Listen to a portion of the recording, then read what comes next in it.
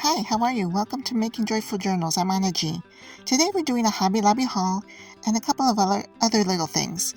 Of course, I'm going to show you something from Dollar Tree. This is actually a tissue box, the cover, and it's springtime, so it's that season when you need to have that tissue box handy.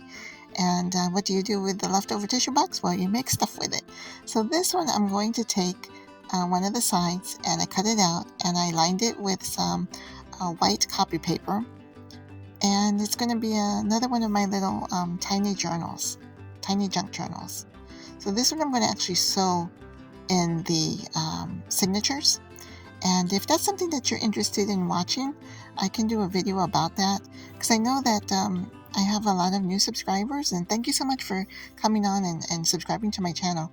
And you may not be familiar with junk journaling, or maybe you are, but I know that I kind of throw some words out there that maybe you're not familiar with. So if that's something that interests you, just leave a comment below.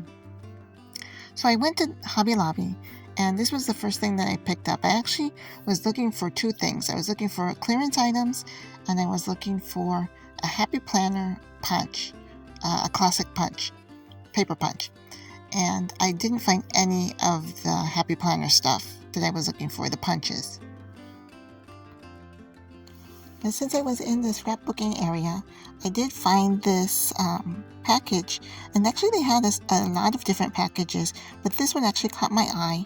It's 100 pieces of ephemera, and these are cardstock weight. They're not chipboard, they're not that super thick, but I like them because they're not copy weight, the copy weight thinness. So, and I didn't realize that there were going to be so many butterflies in this. So I'm really glad that I picked this up. And all of the stuff from Paper Studio, that brand from Hobby Lobby, was 40% off this week. So I thought, well, let me take a look and see what I can find in the scrapbooking and paper crafting area. And I really like these. I know that you can get stuff like this probably for a less expensive cost through either Temu or AliExpress or Shein or whatever other online stores that they have out there. But I like to actually look at stuff, pick it up in my hands, and look at it, person to person. I'm not really a great online shopper. I do purchase a few things online, but a lot of times I like to see the stuff in person. I don't know. Are you guys like that? So I'm happy with this purchase. I'm going to put these in with the rest of my ephemera so that I can start using them. So the next thing that I picked up was also 40% off because it was from the Paper Studio. And so it was $1.49. And these are mini brads. And again, I've been looking for these online. And again, a lot of times you can't tell by the pictures. I know they give you measurements, and I really like the use of these mini brads. I've been using them in these mini journals just as extra, insurance that the spine is not going to separate itself from the actual covers. So there were 100 pieces in here, and they're all different colors. So I'm glad I picked that up. Alright, so then I found the clearance stuff. And these are 36 pieces of cutouts for poster boards. And this one I'm not going to open, but it was 74 cents, so it's 75% off of the $2.99 price.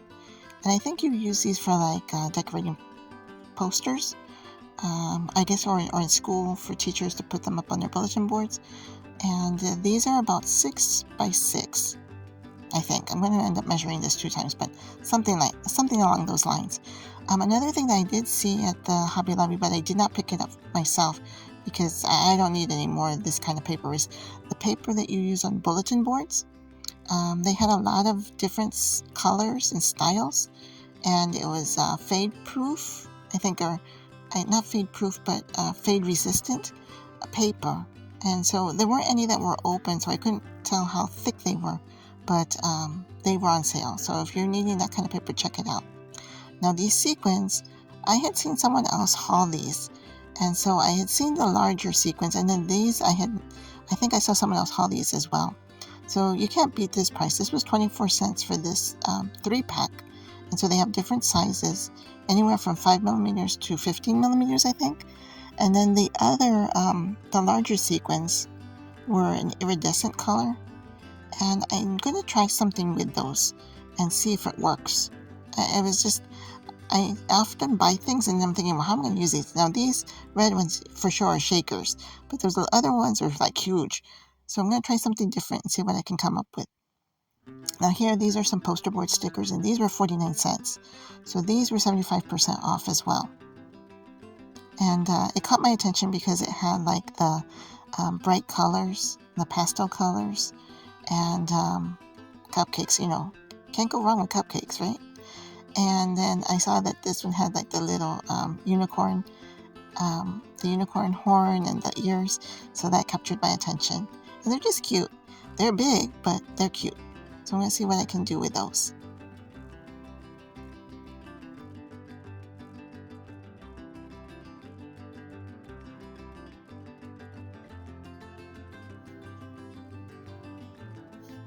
Okay, so here I found some what looks like duct tape, and it's regularly $2.99, and it was clearance at $1.49, and I think it's 10 yards of this stuff. Now the print on it is what captured my attention. I like the colors. I know it's a white background, but I like all the different colors, and it's got a botanical feel to it. And I'm really finding myself drawn to botanicals, vintage, garden, nature, those type of pieces of ephemera and embellishments. And so let's check out this tape. Now, about 10 years ago, wow, it's maybe 10 to 15 years ago, duct tape was super popular to crafters, and people were making all kinds of stuff with them: wallets, pencil bags, purses, and even book bags. And so I got into that craze as well.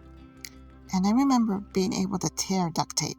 But this one doesn't seem to be doing, it's not acting the same way that I remember duct tape to be acting. And I'm struggling here with this, right?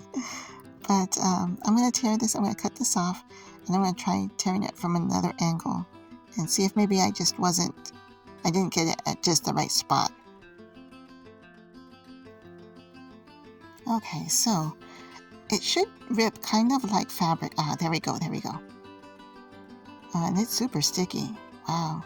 Yeah, it's like duct tape. I just, for whatever reason, I didn't tear it just the right angle. There we go. Okay. Yeah, I like this. I like this a lot.